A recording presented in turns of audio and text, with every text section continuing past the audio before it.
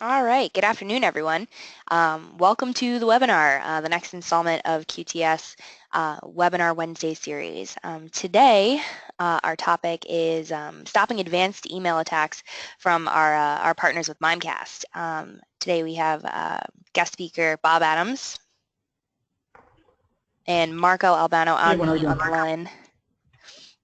Hello, thanks for joining. Cool. So just a little bit of housekeeping for today. The session is going to be recorded. Everybody's in listen-only mode for now. We will have Q&A at the end. If you're unable to hear the audio portion of the webinar at any given point, here are the dial-in codes, and they should be in the email that you received when you registered. So moving along, who is QTS about us? We are a managed partner, system integrator, managed service provider of Microsoft. We have 4 gold competencies in data center, cloud platform, cloud productivity, and mid-market solutions, multiple silver competencies, and a strategic solutions alliance, which is where we get great partners like Mimecast. We've been locally managed for the last 15 years. We've been in business for the last 24, and we are actually the New Jersey Microsoft Channel Partners Partner of the Year this year, so a little feather in the cap for that. But let's kick it over to Bob, and I'm just going to pass presentation mode over to him, and we'll get going. Thanks, Alex. So one thing I wanted to note is I'm still seeing the initial. There it is. All right. Wanted to make sure I wasn't missing anything. Nope, we're good. All right, awesome. Thanks very much. Again, my name is Bob Adams. I'm a cybersecurity strategist here at Mimecast, as well as a sales engineer, and I focus a lot of my time specifically in the security realm. And today, what we'll be talking about is really specifically, what we see here. And we know about 91% of attacks start with an email. So every organization, based on different studies, you'll see anywhere from 91 to 95% of every attack that hits pretty much every company out there is going to originate with an email. And we call it the human firewall because we can train users as much as we want, but the thing we identify is the fact that they still will make mistakes. Now, the whole purpose of the demonstration is to not really even, bash, say, on the end users. What we want to do is kind of talk about the evolution of these attacks, how they're actually hitting you, how they're hitting other companies, the different methods they're using, how they're getting their data, how we can stop it, and in tandem help your users along the way, as well as overall protect the organizations that we service. So really what we want to first think about is on this next slide here. Might be a little bit of lag, so I do apologize. You see, Alex, did that change slides for you just yet?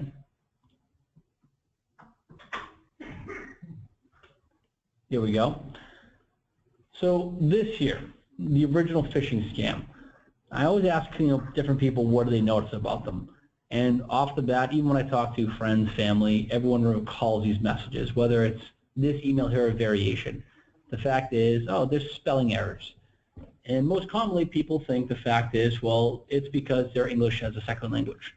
And that's sometimes the case, but what's interesting to note about these emails is they're oftentimes specifically crafted to weed out, let's say intelligent people. You, myself, most people don't fall for these emails because they're so poorly written. We know not to actually click on these links or reply to these emails, but it's kind of reverse Darwinism. They're picking the people who aren't smart enough to pick up these typos, and at that point, now they've weeded out their specific targets. They don't have to deal with talking with you or I.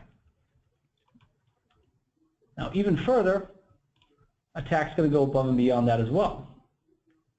These emails have still been around, and they've gotten creative. I was actually showing this one to Marco yesterday. He had a good laugh because this was an actual phishing attack that was going around last year. A Nigerian astronaut was stuck in space for the past 14 or so years, and he's accumulated upwards of $15 million in back payment. And if you'll be so kind, they'll transfer the money to you, et cetera, on and on it goes. I actually almost wanted to give money to these guys just for their creativity. If you have time, I recommend looking up this email. It's good for a laugh. But we also need to think about these attackers. Really, they don't discriminate, and I often say no one's safe because this is actually someone I know. This is a Facebook post they put up. They're actually an international lawyer, and they work for NGA, so non-government organization. They're not-profit. And in the comment here, what we actually see is an email that she got from actually a lawyer who's passed away. So not only are they ruthless and pretending to be someone who's actually passed away, they're targeting someone who's trying to help actually the refugee crisis over, and actually I think right now she's in Greece. So it doesn't matter if you're a big organization, a small organization, or an independent, international lawyer. They're actually going to hit pretty much anyone they can try to pilfer money out of in some way, shape, or form. And oftentimes they actually say they don't have to be sophisticated. Now this is an actual email I talked to who's now a Mimecast customer. This was something they got. It says, hi, person's name, please send me the list of W-2 copy of all employees' wage and tax statement. Kindly prepare the report in PDF and send via email. And my favorite part is right here, precedent. Now it's poorly crafted, and if I actually mention this organization, almost everyone I talk to actually would know who they are. The sad thing is they fell for it. Now they use Mimecast now, and this would have been completely mitigated had we been in place. But it's interesting to know. It's pretty crafty. Some of the emails, as you can see, they don't always have to be that way. And what we're also going to see here in these emails, see here, it's a little bit of a lag with the delay. Sorry about that. This is kind of key. A lot of people actually haven't seen just yet. Maybe you have. You don't even need to know how to code. I personally don't know how to code, but as you'll see, I do know how to manipulate certain organizations. This here is an example from the dark web. You can actually buy what's called Stampado ransomware, and you only have to pay $39 for it. And what you see here, it actually encrypts the files and gives the victims 96 hours to pay. And every 6 hours, it's going to randomly delete a file. So they put a sense of urgency on it. They don't want to give you time to think about your options. Most people are going to jump and pay. So I would say the 16-year-old kid in Ohio that likes Mr. Robot, he wants to become a part of S society and start hacking companies. For 40 bucks, he can do just that. And when you think about your ramifications against, say, a 16-year-old, you really don't have much. I always make the joke, you're going to take his Huffy. You really can't do a whole lot here. And that's the issue. Pretty much anyone can hit any organization they want, and it only takes a matter of minutes to actually do so. So I bring this up. People always ask, so what's your point, Bob? We've talked about old attacks. We've talked about where they've come. Well, it's really key to start thinking about this quote here. The risk doesn't go away. It just changes nature. Now this, I find, to me, personally, I found it pretty profound. It's something our co-founder, Neil Murray, had said. And it actually really resonates. And I talked this, at Black Hat, and this was actually tweeted multiple times because the people I spoke with also agree. Because we start to think about these attacks, and we say that attackers have evolved. Really, you need to evolve with them, and your products need to evolve even faster. As we just saw, ransomware. We all know the term SaaS, software as a service. Ransomware as a service is becoming a thing. The bigger ransomware attackers actually have their own support line. So you can actually call them so they can help you pay them to release your data. Now, everyone knows this fact here. Wire transfer scams are on the rise, yes. And we know users are preyed upon. So I always ask people, do you honestly trust your users? Admins, everyone knows, we're more along the lines of the people who know not to fall for these things. But a lot of users are going to fall prey. So that's what we need to start thinking about, the fact that even attackers aren't slowing down. They really don't plan on either. And this is from the FBI report. I'm sure many people have actually seen this. In the past 18 months, there's been a 1,300% increase in these attacks. Now that's totaling $3.1 billion in losses. Already in 2016 here, we're upwards of several $100 million in losses. We just skipped here, went back a slide, sorry about that. We also know that every state has been affected. It's actually affected over 100 different countries. And in that report, we actually see 79 countries are typically where the fraudulent wire transfers are going to. Generally, Asian banks located specifically China, Hong Kong, and other regions. The hard part is once that money is transferred over there, the ability to retrieve it is difficult. And whether or not it's a taboo topic or not, there are also state-sponsored attacks that are ongoing that make different organizations and governments money. So we start thinking about this. A key point I'm actually bringing up to a lot of people is it's not just about wire transfers too, because data mining is incredibly valuable. If I can get your employee W-2s, I'm able to now sell that data off for, of course, identity theft. Now the issue with that is your employees can now sue you. They can leave your organization and damage your reputation. So it's not just about you sending money off, it's about the aftermath of what these attacks can do to your company, literally cripple them. Inside information is another big thing. Proprietary data, upcoming changes in your company. A lot of times stock manipulation can actually occur from these attacks. We also need to start thinking about the variation of these attacks that they're doing and the different way they're pulling that data. Again, identity theft, stock manipulation, and even leaking those insider trader secrets.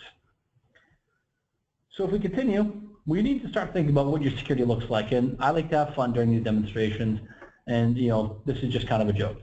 What you think your security looks like. A lot of times we think it's beefed up and we got all the necessary pieces in place. But really, a lot of times we make the joke, this is what our security actually looks like. This is from Doomsday Prepper. Just kind of a joke. But the whole idea here is looking at this, you have a gun, and you have grenades, and you have a quad, and then you have a rifle across your lap. Now this guy here, if the attack actually would have happened, would he be fully prepared? Not necessarily. Because what we say in the industry is the risk profile can be wrong. You might be investing your resources in the wrong places. 91% of attacks occur through an email. Yes. So if you're investing your money elsewhere and not really focusing on where those gaps are, that leaves you exposed. So we start to think about how you're at risk. Well, really, you're at risk if you have certain letters in your company name. You showcase your senior employees.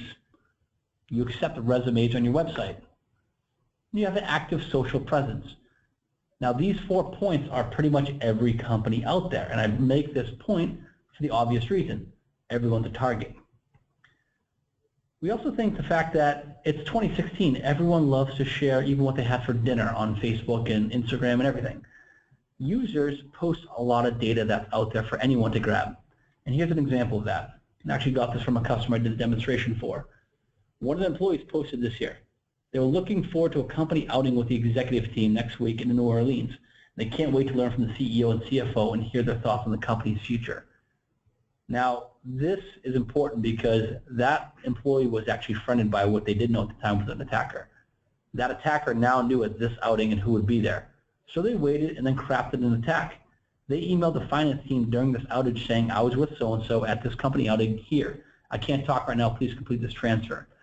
I want to say in the neighborhood of $15,000 or $17,000 gone in a matter of minutes.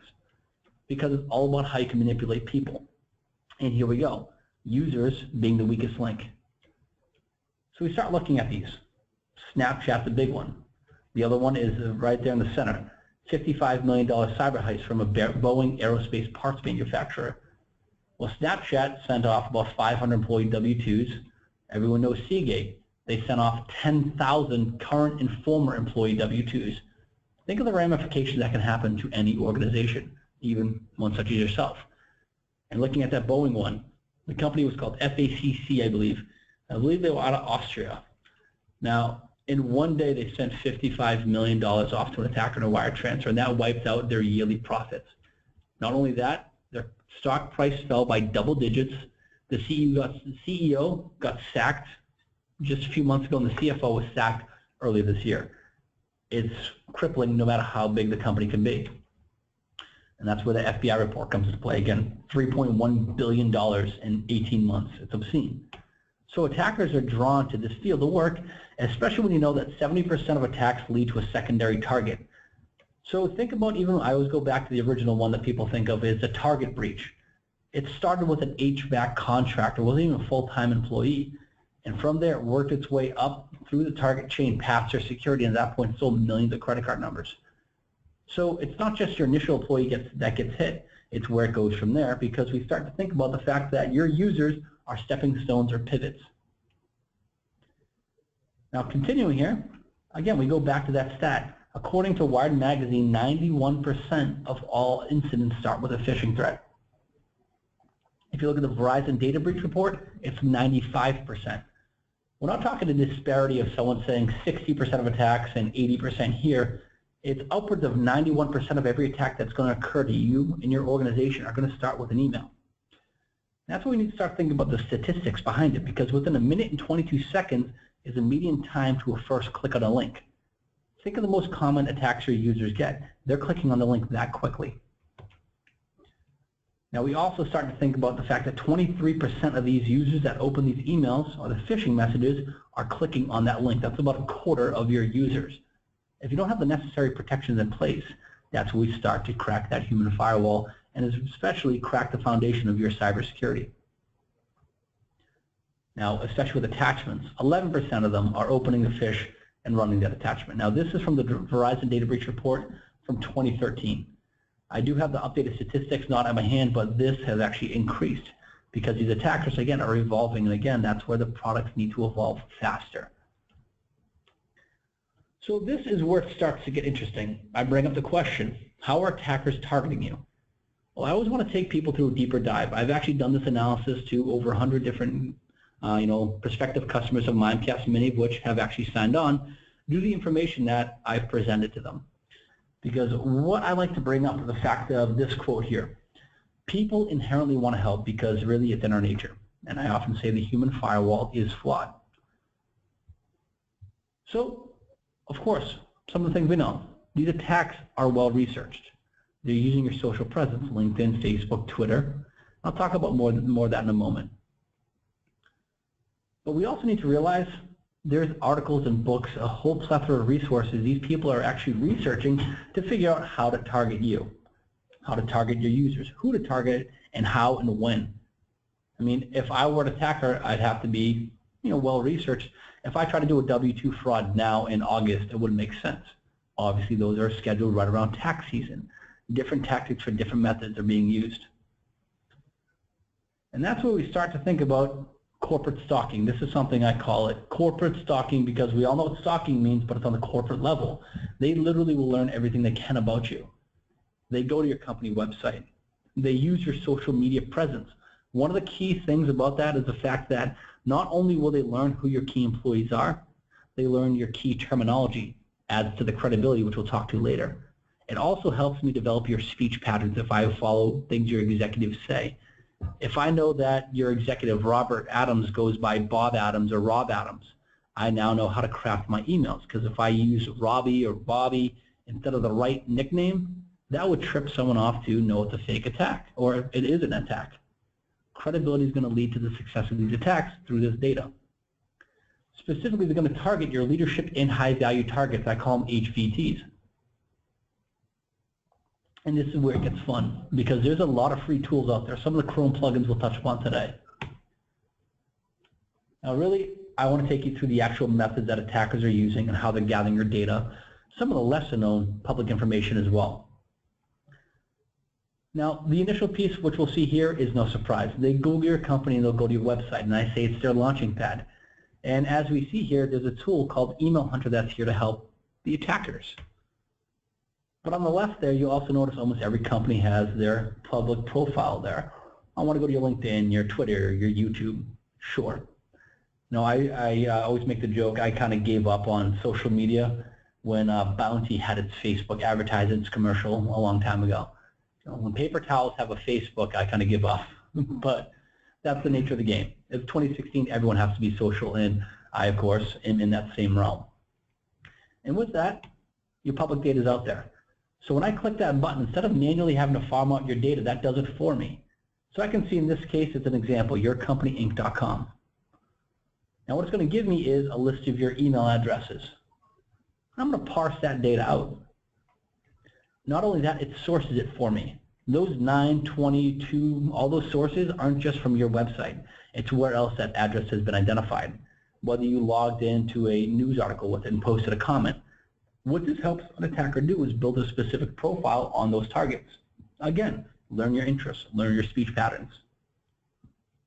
At that point, the other key piece is right here.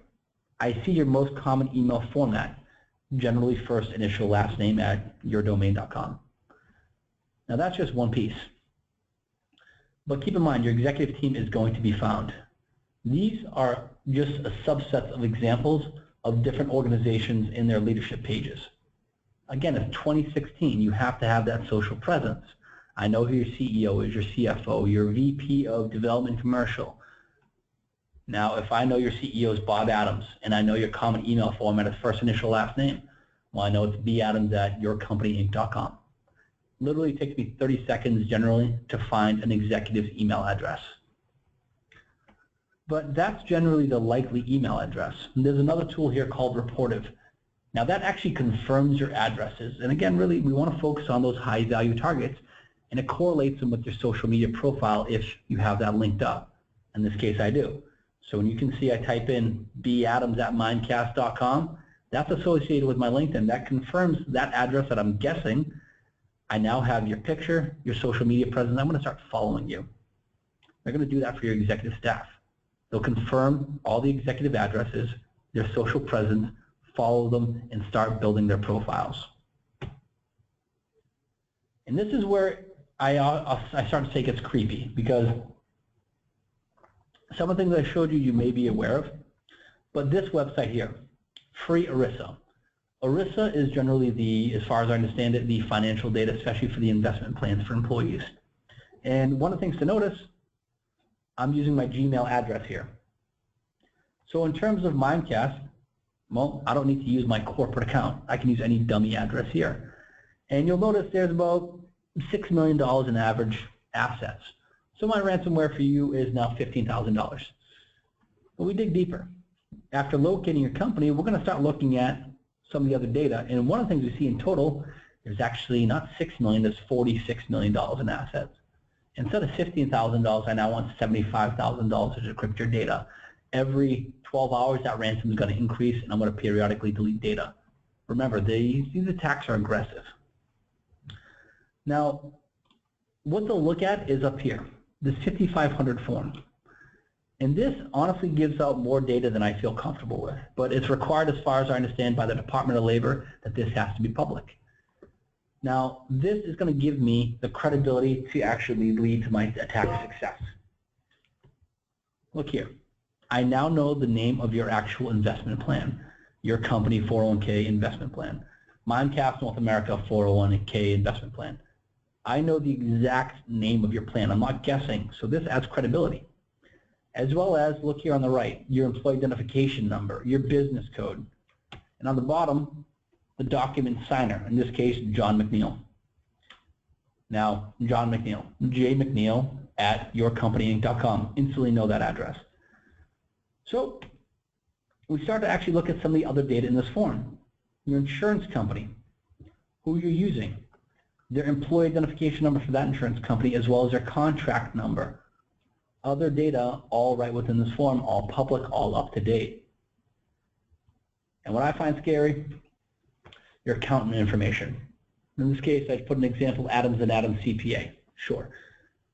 Now, when I do this for most organizations, I actually start building out profiles, because one of the things people forget is the fact that it's not just about your company, it's about who attackers know you work with. So when I look at these CPA firms, I actually can typically look at the directory. I'll find someone in that customer's region. I'll pick someone typically in their field, maybe it's healthcare or maybe it's legal, and then I'll impersonate their accounting firm, ask them to click on links, open attachments. So what we need to start thinking about is what they'll do with this data. They actually complete their profile. Remember, the social media campaigns, your website, Facebook, LinkedIn, Twitter, Bloomberg, etc. They'll also look at your email hunter data. Remember, they compile a list of your users as well as a common format.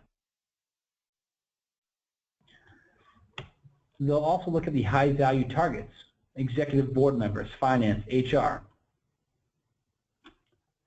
And of course, remember, they identify the likely email address format. They correlate them to your social profile.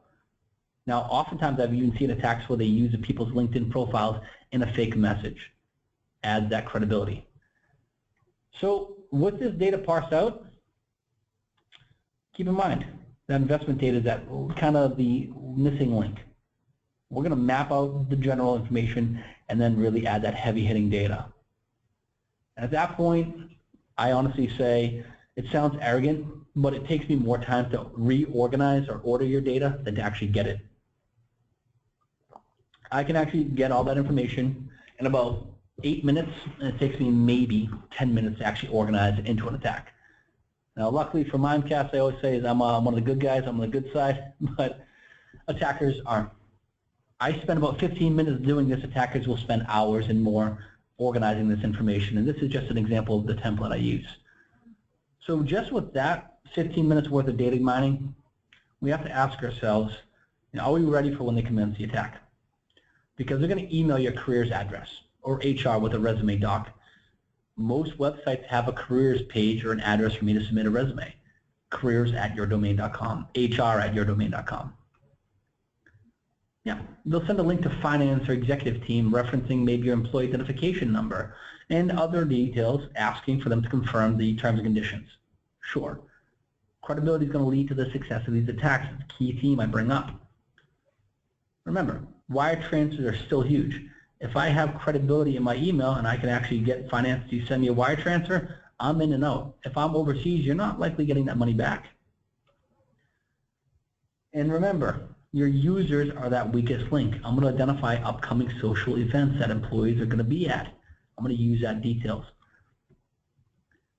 So in this case, we're going to think about one example of attack in a moment, but there's literally countless ways I could use this data in the form of various different attacks to various key employees. So I always ask this question, are you prepared for this? Now this is an email chain attack I bring up. The key thing to keep in mind, I'll enlarge this, but this is the actual email I'd send the person. These first two emails never actually have to occur. Now I fake an email from your account, call them billsimmons@adams.com, say that's your accounting firm, and I email your VP of HR. I say, hey, good afternoon, Richard. I hope things have been going well, long time no talk. I make it personable. I don't act formal. That adds the credibility to make this seem like a real email exchange. And I tell them I want to follow up regarding the paperwork on the actual name of your investment plan, the actual employee identification number of your company. And I say at your earliest convenience, go to this site and update the terms and conditions to make sure the paperwork is up to date with the, I say in this case, the State Regulatory Commission. I did an email for a law firm today. I showed them, and I said, oh, I had a meeting with your advisory board. And they conceded the fact that their users would probably fall for this. Because in reality, Bill Simmons here never had to email Richard, and Richard never actually had to reply. Because I'm going to actually have it seem that he tells me things have been great and we need to catch up soon. We make it friendly, believable. And I don't have time but reach out to John McNeil.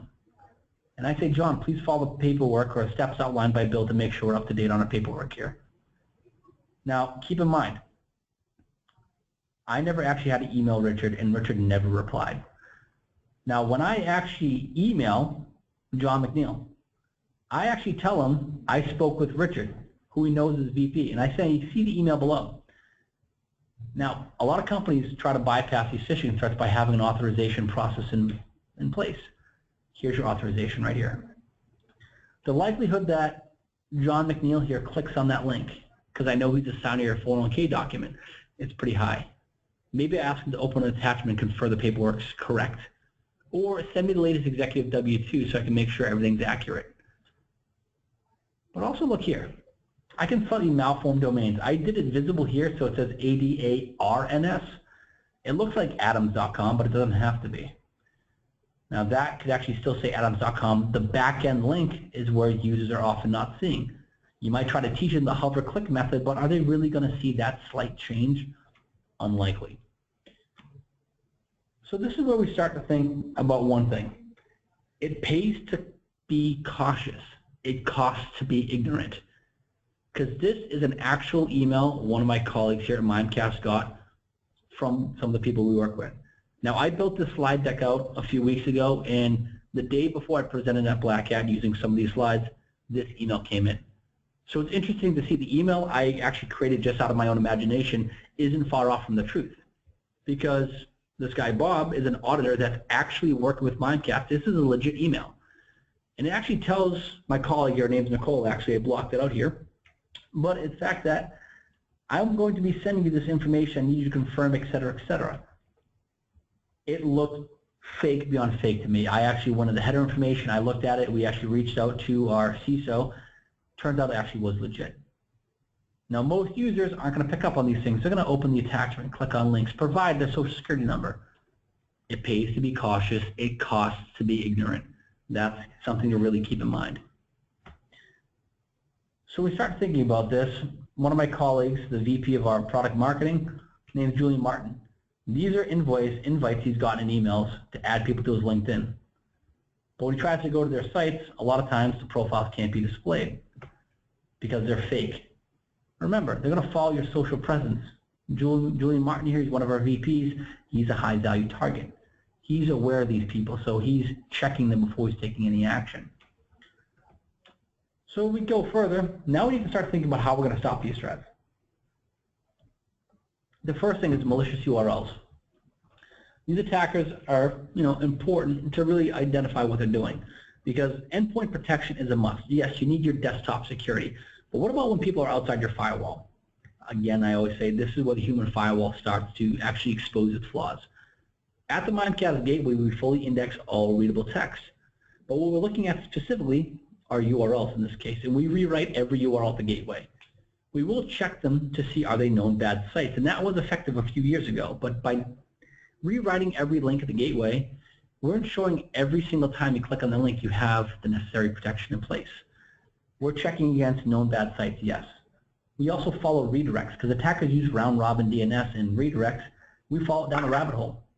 We look at malware, botnets, private IPs, all these things every single time in real time, whether you're in OWA, whether in your archive years from now, even on your phone, even at home outside your firewall.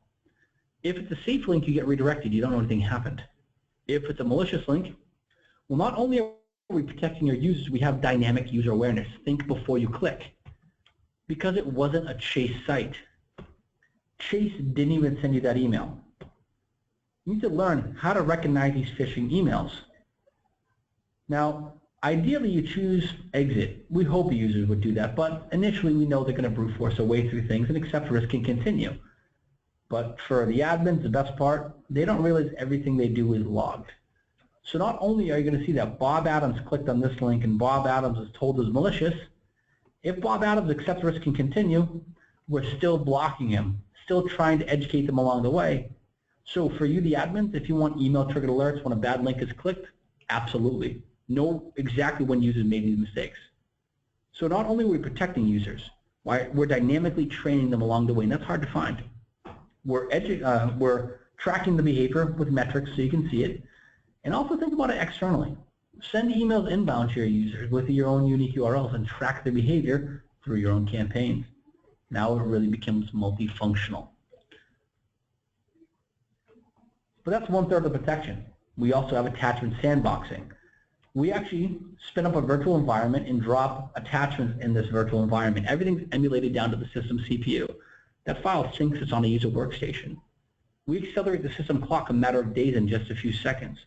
That file, if it's waiting to execute, will trigger. And we're extremely quick about it. A matter of maybe a few minutes at most. A lot of products you look at, 7 to 30 minutes. 30 minutes you're scanning a file. After 30 minutes, if you can't scan it, it gets delivered unscanned to the users. That's an ineffective solution. It's not going to happen here at Mimecast, but it's pretty common across the board when you look at other products today. But we go above and beyond that. Sure, we do attachment sandboxing. We do it very quickly, very detailed, and give you the metrics to track what's happening here. But we think about these files, and one of the things to realize is a lot of the attacks, resumes, UPS tracking files, I've never needed to edit them. We actually did a study, found over 80% of the files, generally you only need to read. 51% of files we actually analyzed were read-only PDFs anyways. So why do sandboxing for everything and give an inherent delay? Instead, what we offer is something called safe file transcription. That little circle we saw in the PDF was a file that was transcribed. If you need that original file, click Request File. It then goes through on-demand sandboxing. Because instead of only doing preemptive sandboxing and only giving you a possible delay, not only are we taking those files, we completely strip out macros and extraneous code and transcribe them to a PDF, a TIFF file, or the original file format. So Word documents can come as a Word document. Macros and code are all completely stripped out. So your users have no delay, no exposure, and if they need that file, request it. Now that can be customized. Legal and finance teams that work with macros have preemptive sandboxing applied just to them. Mimecast itself is almost entirely customizable. For everybody else, I call it Johnny End User.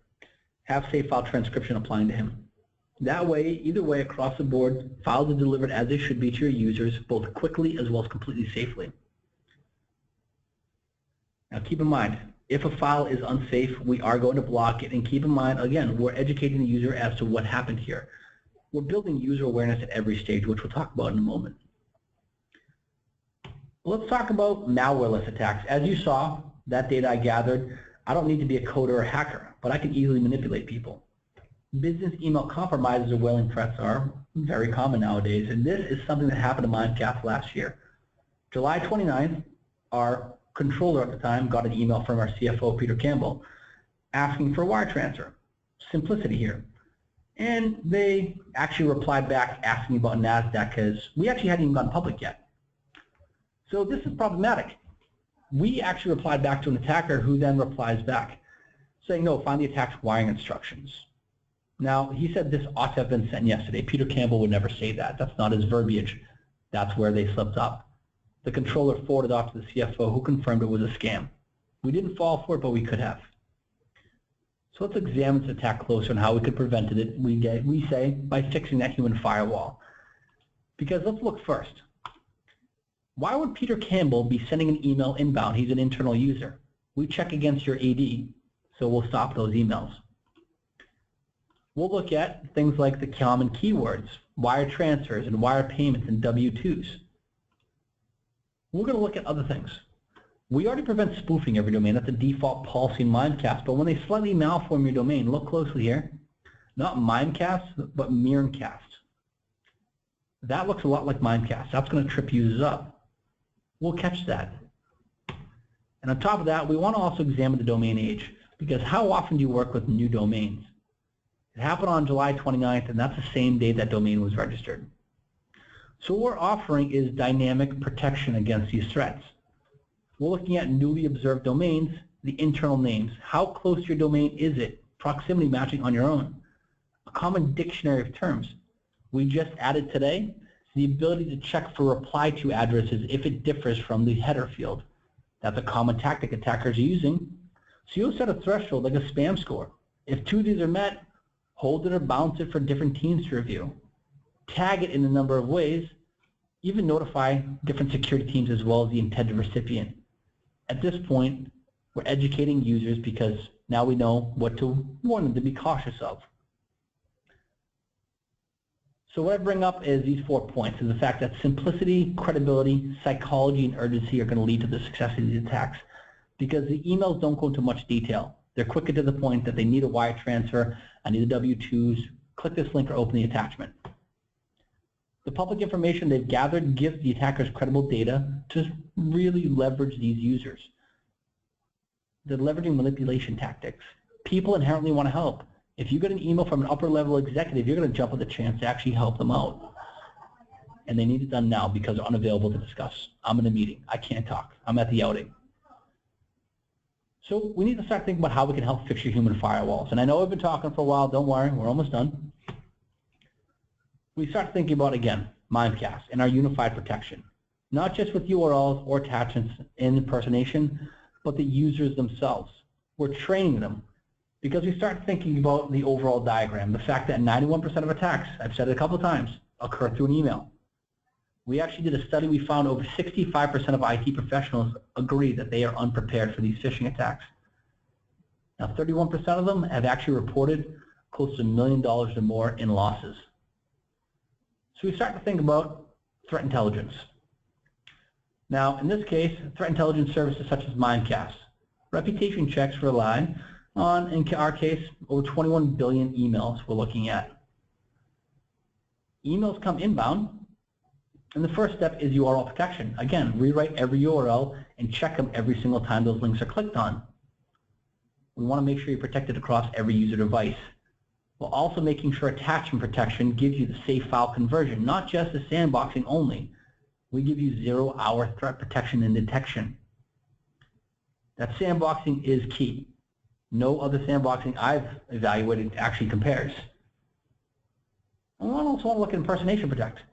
This is the first product in the world to market to stop these threats because we're looking at name, domain, keyword, new and similar domains, users who look like different domains or people in your organization, and again, keywords, reply to addresses. And all that leads to a unified platform where what we're doing is generating user awareness at every stage. So as we progress forward, we say this works too. As exfoliating and exhilarating it is to pretend that these attacks don't happen, we all know it's a common threat. Again, over 65% of IT executives agree they're not fully prepared for when these attacks come to the front door. So at this point, if you'd like a demo or custom business analysis of your human firewall flaws, definitely reach out to QTS as well as Mimecast, and we can schedule a demo, or I can provide you your own custom analysis of the phishing threats today. There's my contact information. But at this point, I'd like to pass it back to Alex and open up for any questions once Alex determines. Thank you all. All right. Bob, thanks so much for that. That was fantastic. I actually took away a couple of things that maybe I could do a little bit better too when I'm personally screening what's going on in my inbox. So moving on, as a Microsoft partner, we follow the Microsoft Solutions Framework when deploying any of our solutions. So this is a little bit about that and what that looks like. So as a next step or as a call to action here, get with us, get with Mimecast on a roadmap or a strategy meeting, see how we can be of service. If this is something that you're interested in exploring or maybe just learning a little bit about, contact either your QTS account rep or reach out to me directly. And definitely stay informed. So we have a lot going on Twitter, on LinkedIn, and then Mimecast will be joining us as well for QuikInVision, which is our 9th annual technology conference held just 3 weeks from now at September 13th at the Microsoft office in New York City. If you're interested in attending, reach out to me and I'll make sure that you definitely get an invite. But at this point, I'd like to open it up to Q&A. And Alex, I did want to mention for those on the call, I will be present at that event, so if anyone does want to come, I'm more than happy to talk to them one-to-one. Okay, I'm just going to unmute everybody right now. Okay. Any questions?